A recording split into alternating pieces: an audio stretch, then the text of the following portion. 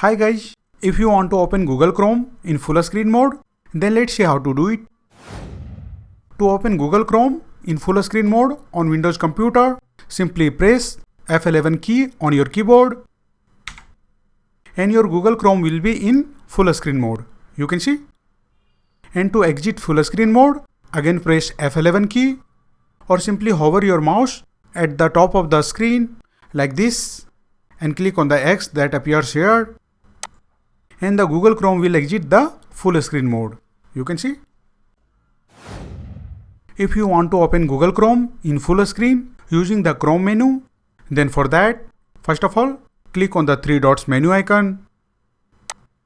And then from the zoom section, click on this full screen square icon.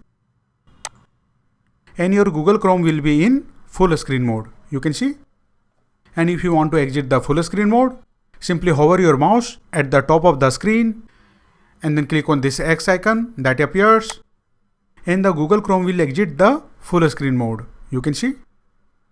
So that's it guys. This is how you can easily open Google Chrome in full screen mode. If you like this video, please subscribe the channel.